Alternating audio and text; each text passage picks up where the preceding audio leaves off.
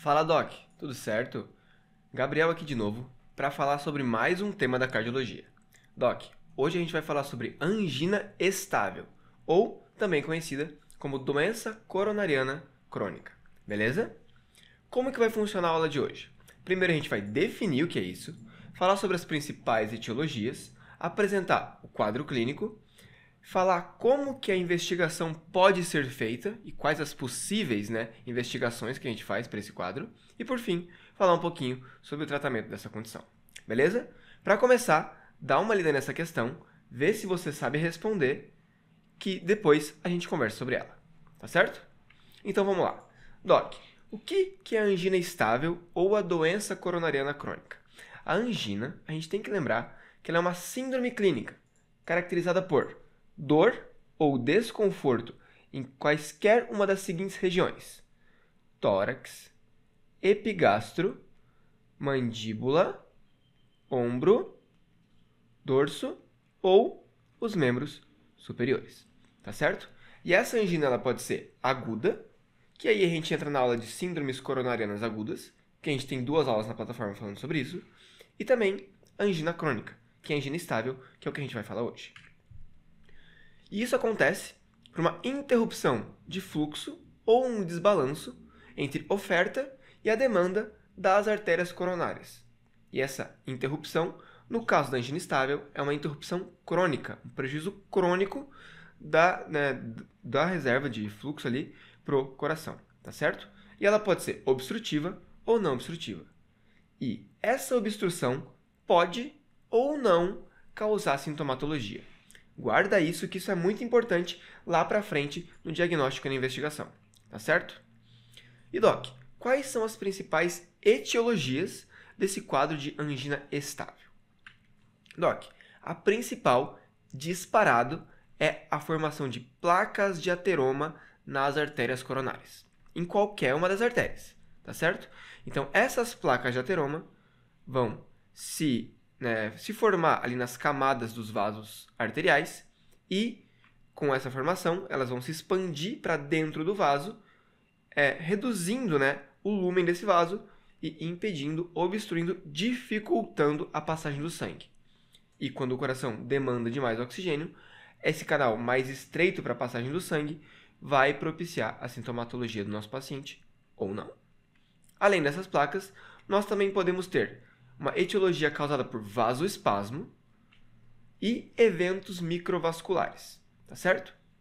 Doc, essa figura aqui só nos exemplifica como que a doença coronariana crônica ela pode se manifestar quando ela tem uma etiologia de ateroma. Perceba aqui, ó, essa primeira imagem é o vaso sem nenhum ateroma. Nas outras 2 imagens, Doc, a gente tem a formação de placas de ateroma obstruindo o lumen principal, tá certo? Então aqui o canal fica cada vez mais estreito. E se a gente precisa que esse sangue passe para irrigar o nosso coração, ele vai ter que passar por um canalzinho cada vez menor, de forma crônica, causando a sintomatologia do nosso paciente. Beleza? Então essas são as 3 principais etiologias. Lembra disso. Tá. E como que é o quadro clínico dessa angina, dessa síndrome coronariana crônica?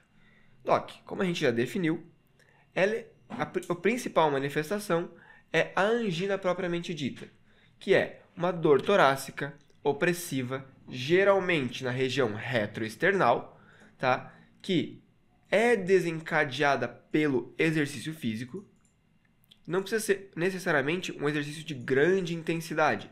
Para alguns pacientes, basta fazer pequenos esforços que o quadro anginoso pode se manifestar. Geralmente dura menos que 10 minutos, tá certo? E ela melhora ou alivia com o repouso, ou seja, quando o paciente exige menos do coração. Isso faz com que o quadro anginoso melhore, tá certo? Essas 4 imagens aqui para a gente lembrar, das principais características da dor anginosa, tá certo? Lembrando que isso daqui é um quadro crônico. Nosso paciente não vai se apresentar agudamente com uma angina que ele não tinha, mas sim episódios repetidos dessa dor de padrão anginoso, tá certo? Então aqui, todas essas características que eu acabei de comentar com vocês, descritas como a literatura nos traz, tá certo? Outros dois fatores que eu não comentei nas imagens são que essa angina ela pode ser aliviada para além do repouso com o uso de nitratos, tá certo?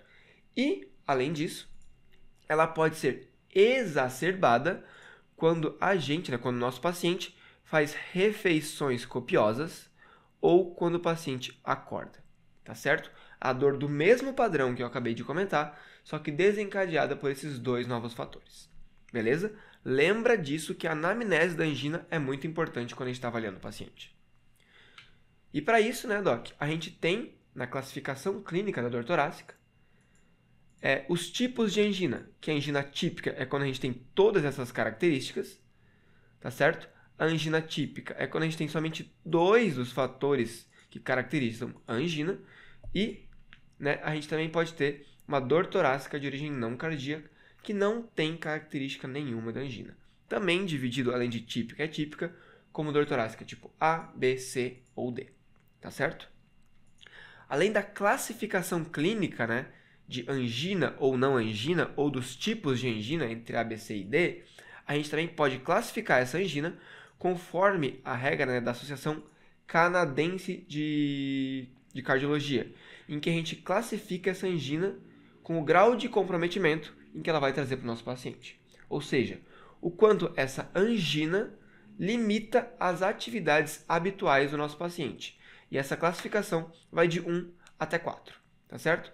Sendo que o grau 4 é o grau mais incapacitante e o grau 1, a classe 1, é o grau menos incapacitante, tá certo? Como se fosse uma classificação de NIRA nos pacientes de insuficiência cardíaca, tá certo? Guarda essa classificação, porque ela também vai ser importante lá na avaliação diagnóstica. Tá, Doc, mas além do quadro clínico típico, que é a angina clássica propriamente dita, o nosso paciente também pode se apresentar com alguns equivalentes anginosos, que seriam a dispneia e a fadiga e a síncope. Esses são os três principais equivalentes anginosos. Além disso, né, essas manifestações atípicas, a gente tem que lembrar, assim como nas síndromes coronarianas agudas, na angina crônica, na angina estável, as manifestações atípicas também estão mais relacionadas com esses grupos de pacientes: mulheres, idosos, diabéticos e pacientes renais crônicos. Nesses 4 tipos de pacientes, a gente tem que lembrar que esses outros sintomas também podem ser sintomas de doença coronariana crônica. Tá certo? Por quê? Porque às vezes o paciente se apresenta com uma dispneia, com uma síncope ou com uma fadiga não explicada por alguma outra doença. A gente tem que lembrar do coração e lembrar que nesse coração a gente pode ter uma artéria obstruída causando essa sintomatologia.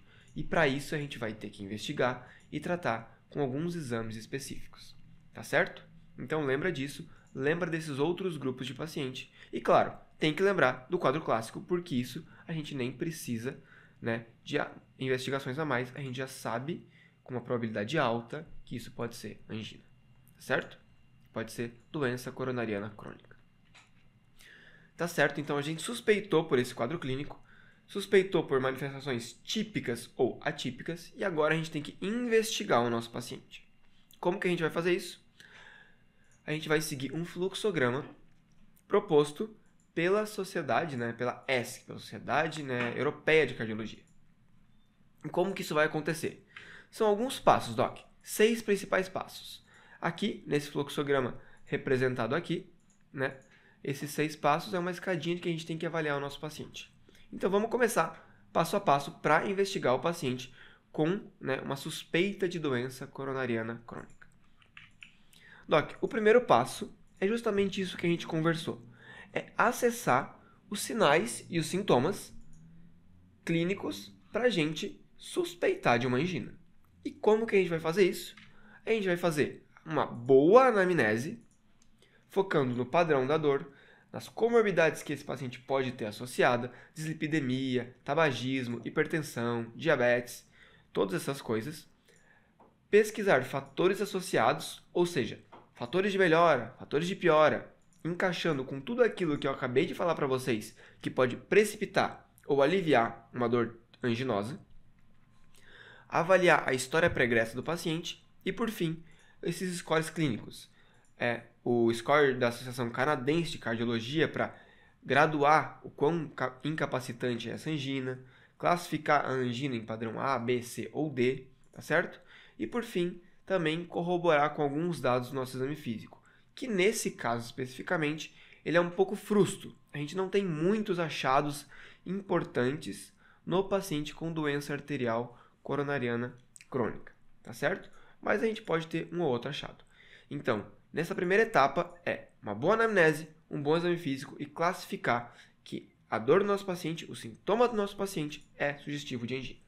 E lembrar, em meio a tudo isso, que a gente tem que excluir para o nosso paciente que ele esteja tendo uma síndrome coronariana aguda. Então, se é o primeiro episódio, se o paciente nunca teve, é a primeira vez que isso está acontecendo, a gente tem que excluir que seja uma síndrome coronariana aguda. Então, para isso, a gente entra no outro fluxograma. Tá certo? Então, agora a gente está presumindo que o nosso paciente tem um sintoma típico, uma angina típica, entretanto, uma angina típica agora de padrão crônico. Tá certo? Aqui, na segunda etapa, a gente tem que avaliar como que é o nosso paciente. Ou seja, avaliar aquelas comorbidades que a gente perguntou no Step 1 e avaliar como que a qualidade de vida dele está ficando com esses sintomas. Também pelos scores ali que a gente acabou de citar. Tá certo? Aqui, a diretriz coloca um ponto importante, que se o nosso paciente, tendo avaliado as comorbidades, a qualidade de vida, é um paciente que, se a gente julgou que nele a revascularização não é, já em primeiro plano, né, não é uma terapia que seja adequada para ele, por todo esse contexto clínico, a gente já pode partir direto para a terapia medicamentosa, sem necessariamente ficar fazendo exames de imagens muito complexos, investigações muito elaboradas. Então, nesse paciente em que a gente acha um quadro com muita suspeita de angina, com um paciente policomórbido, com uma qualidade de vida cometida pela angina muito importante e que esse paciente não vai ter, né, já de antemão, não vai ser candidato a uma revascularização, por exemplo, a gente já pode lançar mão da terapia medicamentosa e não precisar fazer demais investigações, tá certo? Porque no caso a gente estaria causando mais, né, dano ao paciente do que efetivamente um benefício. Beleza?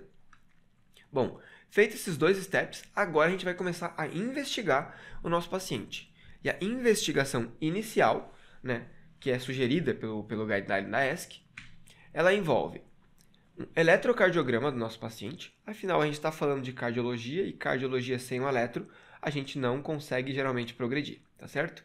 Uma avaliação inicial é eletrocardiograma. Alguns exames laboratoriais, um raio-x de tórax para corroborar com essa hipótese e excluir outras causas, tá certo? Né? E fazer um ecocardiograma para o paciente, beleza? Lembrando que com essa investigação, né, se o ecocardiograma tiver uma fração de ejeção muito baixa, aqui menor que 50%, a gente já vai para a próxima sessão, tá certo? Então, que exames complementares, né, que a gente tem que fazer nesse paciente? O primeiro deles, né, o eletrocardiograma, mas além deles a gente tem alguns exames iniciais que sempre são recomendados para esse paciente. E eles envolvem um hemograma, uma função tireoidiana, avaliar se o nosso paciente tem fator de risco, né, tem diabetes ou tem ali uma resistência à insulina, avaliar o perfil lipídico, ver se tem uma dislipidemia associada e a função renal, para caso a gente precise tratar o nosso paciente, a gente avaliar as medicações que a gente pode ou não usar, tá certo? Então esse é um perfil de exames laboratoriais inicial, só para a gente entender o nosso paciente e avaliar outros possíveis fatores associados, tá certo? Sugerido como de primeira linha pela diretriz. Além dos laboratoriais, a gente vai solicitar um eletro, sempre presente ali na cardiologia, que esse eletrocardiograma na angina estável, ele pode ser normal, em boa parte das vezes, ter apenas alterações no segmento ST, tá certo? Alterações inespecíficas do segmento ST, mas ele também pode apresentar ondas Q patológicas. O que essas ondas Q representam para a gente, Doc? Elas representam uma lesão, né, uma injúria coronariana, uma injúria miocárdica prévia. Ou seja, trocando os miúdos, nosso paciente teve ali uma lesão no coração, um infarto prévio, que ou não foi diagnosticado, ou o nosso paciente ainda não nos contou que ele teve esse evento, tá certo? Então, tendo esse evento e tendo essas alterações, a gente percebe que o nosso paciente tem um pouquinho mais de risco e um pouquinho mais de probabilidade de ser realmente uma lesão, né? Uma angina estável, uma placa ali que está entupindo, né, as artérias do nosso paciente.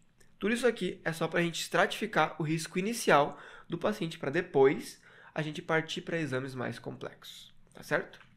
Além do eletro, o ecocardiograma, que também é um exame muito importante na cardiologia, para a gente avaliar a fração de ejeção do paciente, avaliar hipocinesias ou acinesias, também corroborando ali com zonas inativas, né, no coração, sugerindo eventos isquêmicos prévios, e as demais variáveis ali do ecocardiograma, avaliar as válvulas do nosso paciente, avaliar ali a espessura das paredes, para a gente ter uma visão geral de como que é aquele coração, entender como que é aquele coração, tá certo? Então, anamnese, exame físico, entender quem é o paciente com as comorbidades, avaliar sua qualidade de vida, né, como aquela angina interfere na qualidade de vida e, por fim, solicitar essa investigação inicial. E para que a gente faz tudo isso, né, Doc?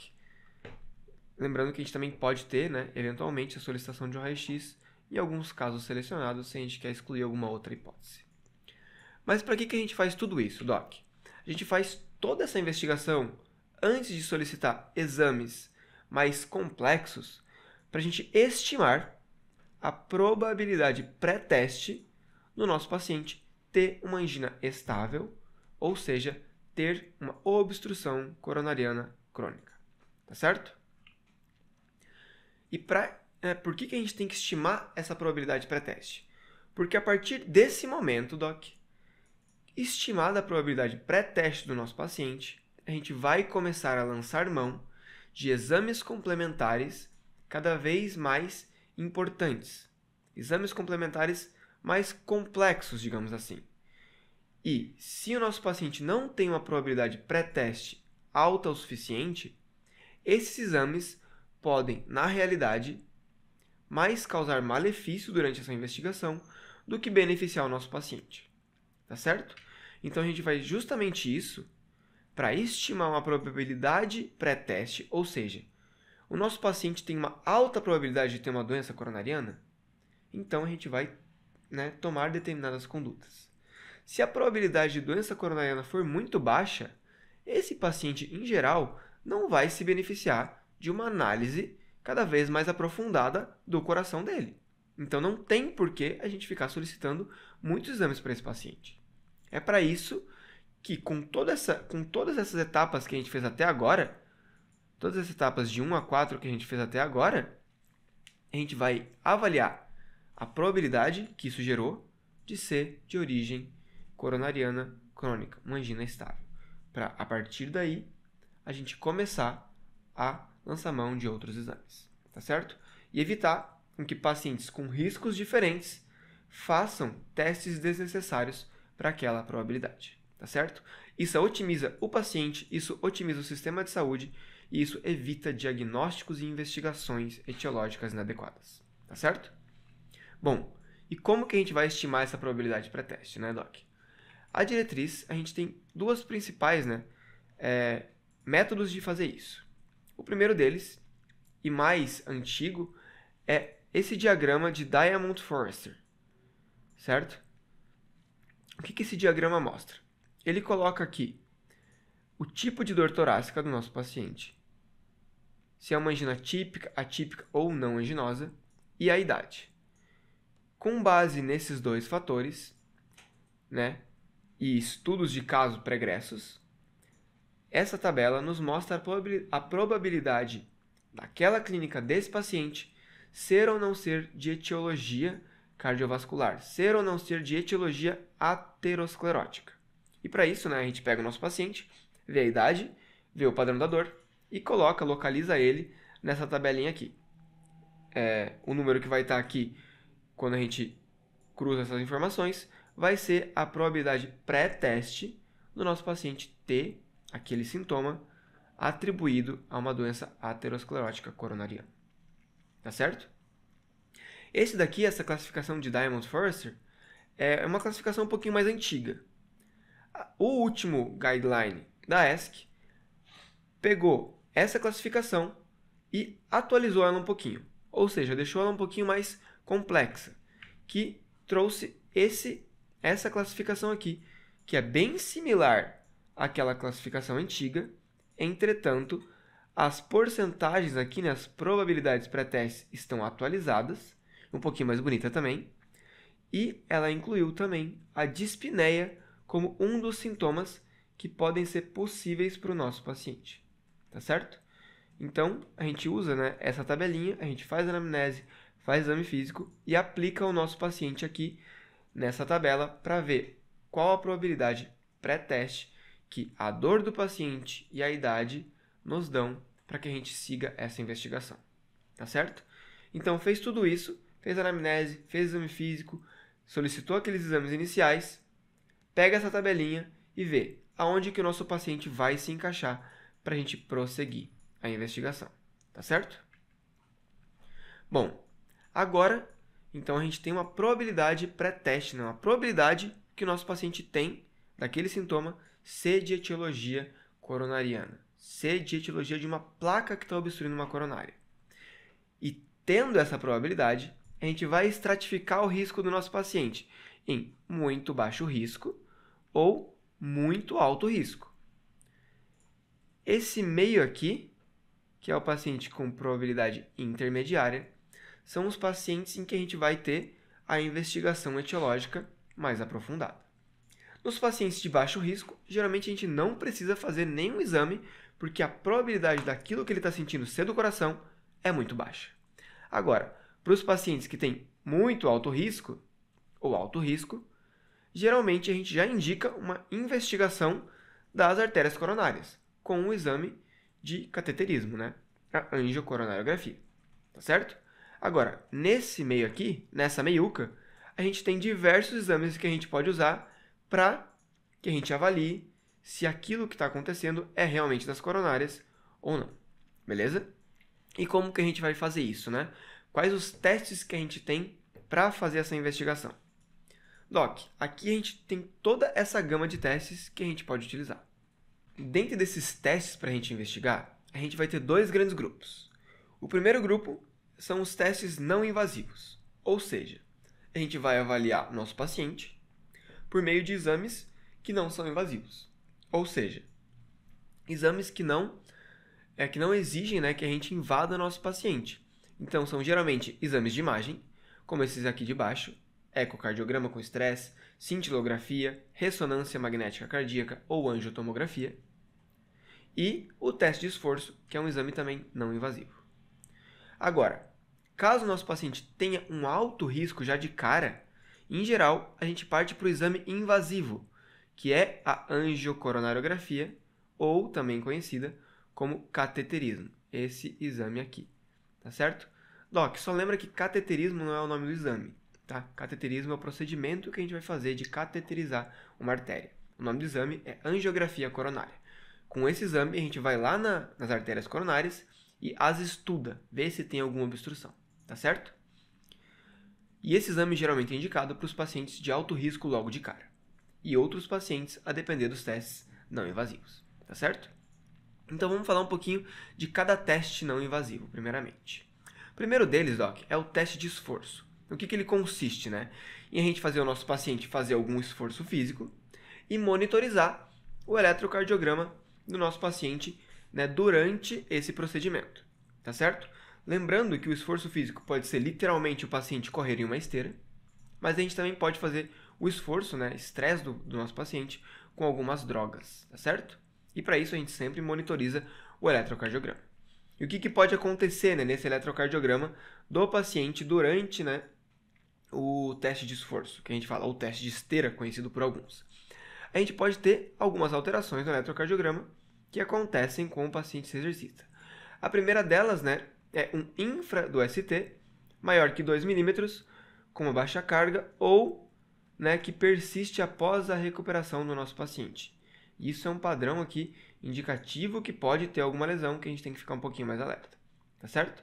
Além disso, nosso paciente durante o esforço pode ter um supra-GST transitório, tá certo? Ou, um pouquinho mais grave, um pouquinho mais assustador para quem está fazendo o teste de esforço, é que o paciente pode ter uma fibrilação ventricular ou uma taquicardia ventricular induzida por esse procedimento, tá certo? Então essas são as alterações que, tendo ocorrido no nosso paciente durante o teste de esforço, falam que esse paciente, sugerem que ele possa ter ali uma obstrução coronariana importante, que provavelmente a gente vai ter que estudar essa anatomia coronariana de uma forma um pouquinho mais invasiva, tá certo? Entretanto, a gente não pode fazer esse teste de esforço se o nosso paciente não se exercita, porque ele vai ser incapaz de fazer o exame, se ele tem previamente um bloqueio de ramo esquerdo ou usa marca-passo, se ele já tem um infra-GST de aproximadamente 1 milímetro, se ele tem já uma pré-excitação ventricular, ou se ele já tem doença arterial coronariana conhecida. Justamente porque esse teste é para investigar. E se o nosso paciente já tem, não tem por que a gente fazer o teste para estressar um paciente que a gente já sabe que tem a doença. Tá certo? O segundo teste, Doc, é o ecocardiograma com estresse, que nada mais é que um ecocardiograma normal, só que a gente vai fazer um estresse do coração, como se a gente fizesse o esforço ali no teste de esforço. Mas a gente vai, provocar esse estresse por meio de alguma droga, por meio de alguma substância, tá certo? E o que a gente quer com isso? Identificar alguma alteração na contratilidade, que é induzida por uma isquemia miocárdica transitória que a gente provocou por meio de uma droga ali, estimulando o coração do nosso paciente, tá certo? E aqui estão os achados que mostram que durante um teste de ecocardiograma por estresse, esse paciente tem um alto risco, de ter uma doença coronariana crônica, tá certo? Essa tabelinha aqui é importante para a gente avaliar as alterações que podem acontecer no ecocardiograma durante o estresse que a gente vai propiciar para esse coração, tá certo? Lembrando que ele é uma avaliação funcional, tá certo? Então ele avalia a função do coração.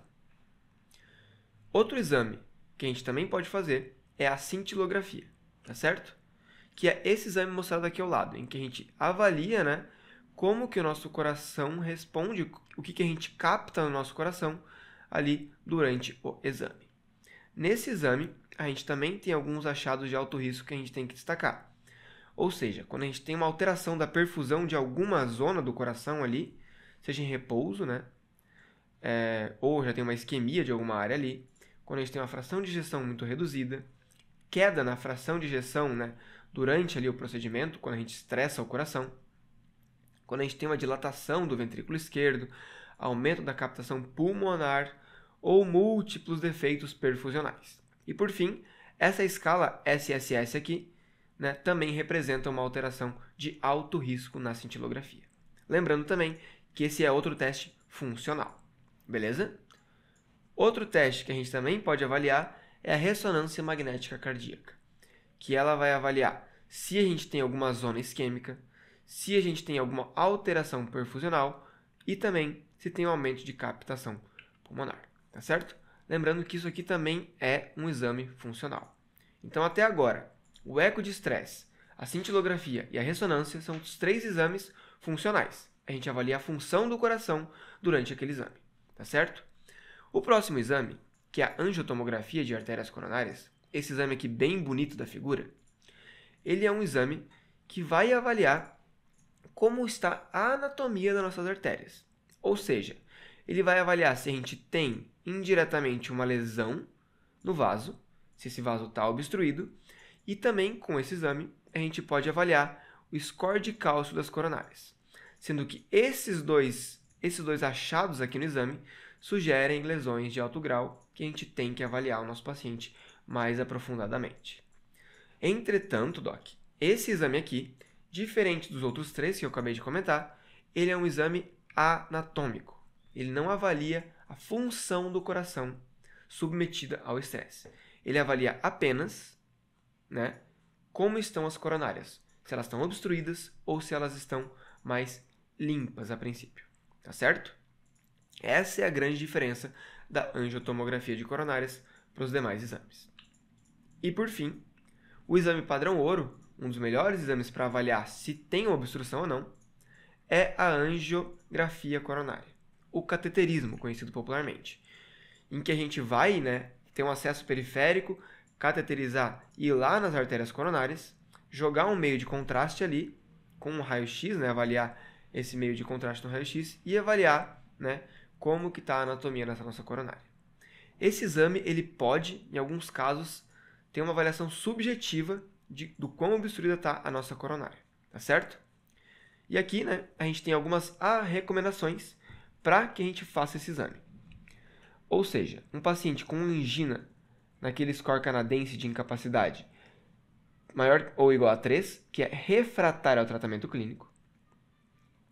Achados de alto risco naqueles testes não invasivos, tá certo? Então, algum daqueles achados no eco, algum daqueles achados na cintilografia ou algum daqueles achados na ressonância, o próximo passo é fazer o cateterismo, A história de morte súbita abortada no nosso paciente, Presença de alguma arritmia ventricular significativa e pacientes com angina e alguma evidência de insuficiência cardíaca. Então, nesses casos, a gente faz, a angiocoronariografia, a angiografia do nosso paciente.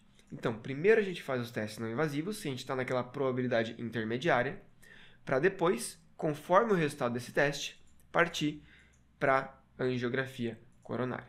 Tá certo? E essa, por sua vez, ela é uma avaliação funcional e anatômica. Então, ela avalia de forma bem precisa, como que tá esse coração.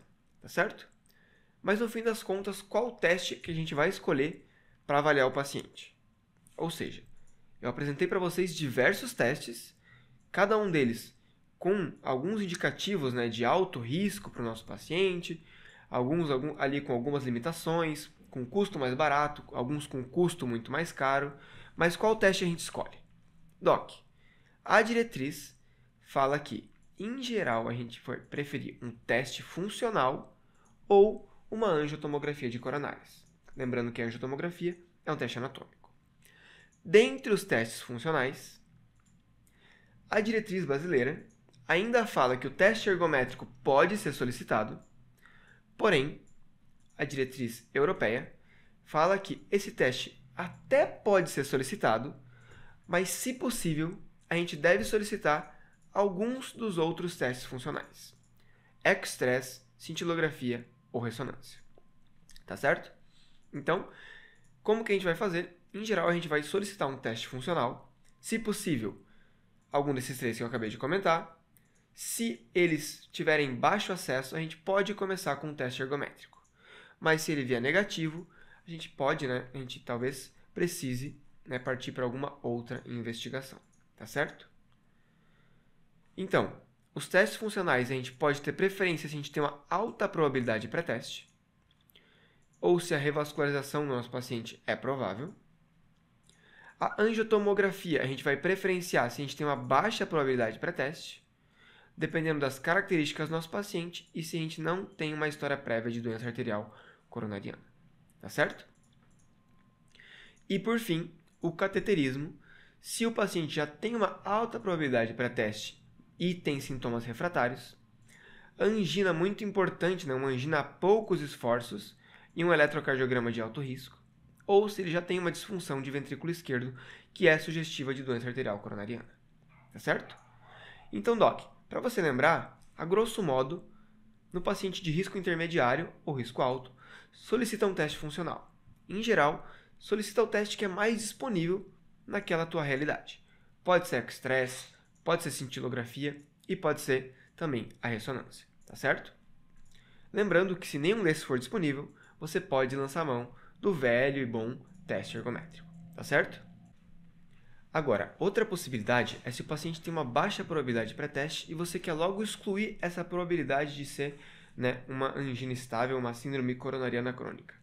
Você pode solicitar, pela diretriz, uma angiotomografia de coronária, tá certo? E agora, se o paciente tem muito alto risco, sintomas refratários, uma disfunção ventricular associada, parte de cara para o cateterismo, que é um exame que vai possibilitar a gente avaliar o coração e, se necessário, já intervir, certo?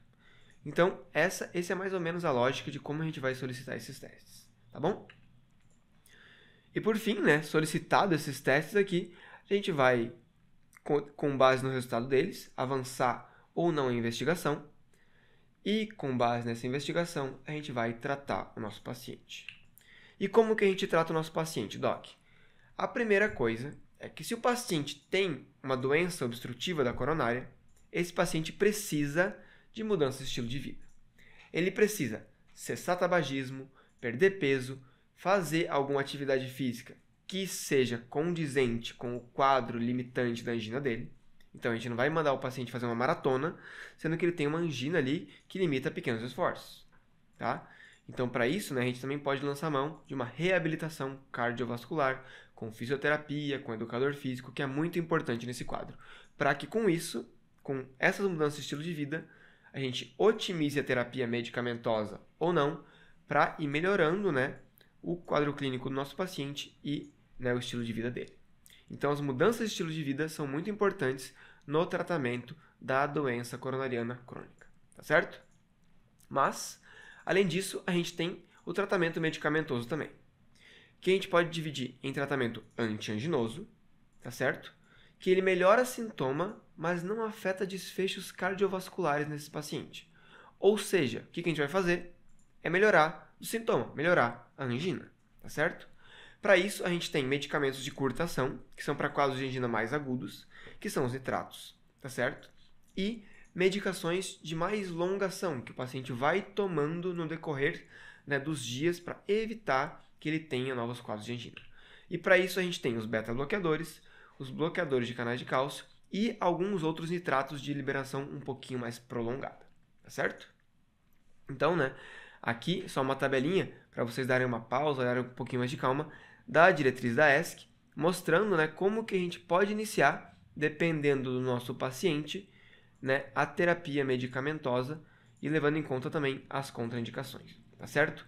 Perceba aqui que a gente pode começar com monoterapia e às vezes, né, ir escalonando para dupla terapia, trocando medicações e acrescentando eventualmente outras medicações, no fim, né, evoluindo a terapêutica sintomática para o paciente, tá certo? E além disso, né, a gente tem algumas medicações complementares, que seriam o AS, né, se o paciente for fazer revascularização, tá certo? Ou se o paciente tem um infarto prévio, é uma medicação que a gente tem que deixar para ele ali, e manejar de forma importante a dislipidemia, que pode começar inicialmente com estatinas de alto poder, né, de alta potência.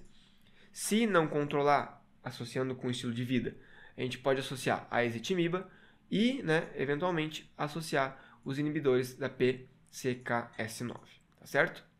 Mas o mais importante é a gente controlar a dislipidemia, escalonando ou não essas medicações, tá certo? E a outra terapia, né, além da medicamentosa, é a terapia de revascularização. E quando que a gente vai, né, indicar essa terapia? Quando o nosso paciente tem sintoma muito refratário ao tratamento clínico, quando no cateterismo, né, na angiocoronariografia, ele tem uma obstrução maior que 90% de uma artéria coronária, quando ele tem uma isquemia em uma região muito importante, ou quando ele tem esse score, né, o FFR, né, muito elevado, tá certo? Lembrando, isso aqui é muito importante, que a revascularização, ela alivia os sintomas e melhora o prognóstico, tá certo? Mas, em geral, ela não altera ali, né, a mortalidade dos nossos pacientes, tá certo?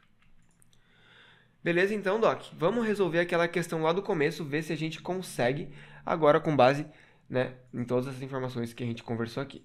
Então, vamos lá. A gente tem um paciente de 52 anos, que é um piloto de aviação comercial.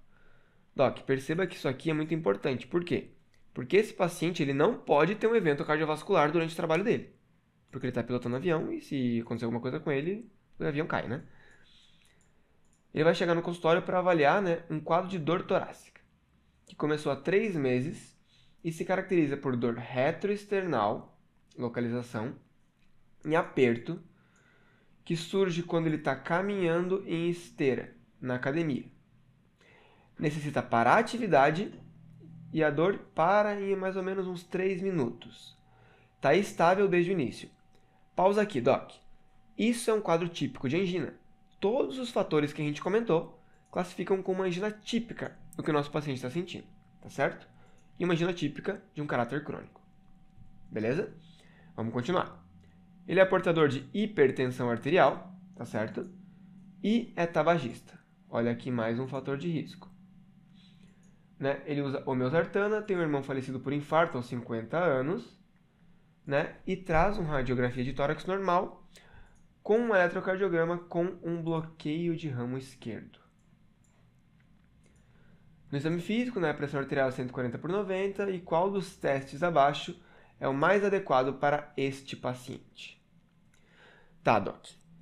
Pensando aqui, a gente tem que investigar um paciente com um quadro típico de angina. Beleza? Típico mesmo, todas as características. E esse paciente tem o que de limitante pra gente? Ele tem um eletro com um bloqueio de ramo esquerdo, certo? Isso aqui por si só já indica que esse coração tem alguma alteração ali, tem alguma lesão no nosso coração, beleza? Né, hipertenso. Qual o teste que a gente vai realizar nesse paciente? Vamos às opções. Coronariografia, que seria o cateterismo, né? O teste de esforço, um ecocardiograma de estresse com dipyridamol, ou, né, um score de cálcio pela tomografia computadorizada. Doc, presta atenção. Vamos classificar o nosso paciente aqui. Ele é um homem. Vamos ver a probabilidade pré-teste desse paciente. Ele é um homem com uma dor típica. Né? Então, um homem com uma dor típica que tem 52 anos. Tá certo? Aqui, ó. Ele tem 32% de chance dessa dor ser de origem cardiovascular. Tá certo? Então, Doc, como que a gente vai estratificar esse nosso paciente? Esse paciente tem alto risco, né, da dor dele ser de origem coronariana. A gente poderia fazer um teste de esforço? Primeiro que a gente não poderia porque ele tem um bloqueio de ramo esquerdo e isso contraindica fazer teste de esforço. Agora, a gente poderia fazer um ecocardiograma funcional ou avaliar uma anatomia pelo score de cálcio da angio-TC? Doc, a gente até poderia. Mas o que acontece? Esse paciente, como a gente classificou aqui, ele tem 32% de chance da dor ser de origem cardiovascular, de ser origem de obstrução coronariana. E esse paciente ele é classificado como alto risco. Então, a gente já pode partir direto para uma coronariografia, né? Com uma angiocoronariografia. Tá certo, Doc? Então, a gente pode fazer direto um cateterismo nesse nosso paciente. Beleza? Para já a gente identificar ali, né? Porque isso é muito sugestivo e a probabilidade dessa doença é muito alta. Beleza? Então, Doc, só vamos fazer uns flashcards para a gente revisar esse tópico aqui, revisar os principais pontos que a gente falou. Doc, qual que é a principal etiologia de doença arterial coronariana crônica? São placas de ateroma, aterosclerose, beleza? Qual escala a gente pode usar para graduar a angina? Lembra da escala canadense, Doc. Lembra da escala canadense que vai de 1 a 4, conforme o paciente consegue se exercitar. Essa é a escala aqui, certo? Como avaliar a probabilidade da dor ser cardiogênica para a gente investigar? Lembra da probabilidade pré-teste de Diamond-Forrester. Essa é a escala que a gente acabou de usar na questão, tá certo? Se o paciente tem alta probabilidade pré-teste de DAC, o que de exame a gente pode solicitar? Pode solicitar direto uma angiografia, um cateterismo para a gente avaliar aquela anatomia do paciente. Beleza? Qual teste avalia a anatomia na DAC crônica? A angiotomografia de coronárias. Lembra que, em geral, a diretriz fala para a gente solicitar esse exame se o paciente tem uma baixa probabilidade. Quais testes são funcionais na DAC crônica? Lembra, Doc? Cintilografia, ecoestresse e ressonância magnética. Junto com eles também, o teste de esforço, que não é tão ainda recomendado, mas ainda tem o seu papel. Quais são os principais fármacos antianginosos? Lembra, nitrato de curta duração e para longa duração, beta-bloqueador e bloqueador de canal de cálcio. Beleza? Doc, Então, revisando aqui, né, os nossos principais conceitos, lembra que os quadros de doença coronariana crônica se apresentam como dor torácica, principalmente de característica anginosa, com todos aqueles comemorativos, mas podem ser equivalentes anginosos.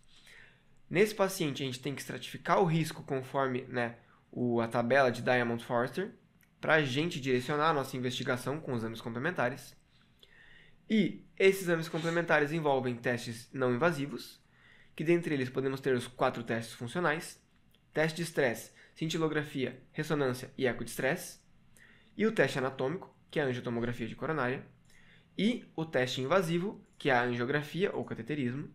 E para o tratamento, lembrar das mudanças de estilo de vida, cessar tabagismo, redução de peso se o nosso paciente, né, tem alguma obesidade, reabilitação cardiovascular, exercício físico se possível, né, e como possível, e o tratamento medicamentoso, que é focado no tratamento antianginoso, né, nitratos, beta-bloqueadores, bloqueadores de canal de cálcio e as medicações complementares. Tratar a dislipidemia, o AS se o paciente tem ali já um evento cardíaco prévio e, por fim, né, a revascularização, se o nosso paciente fechar os critérios, tá certo? Essas são as referências. Muito obrigado, Doc.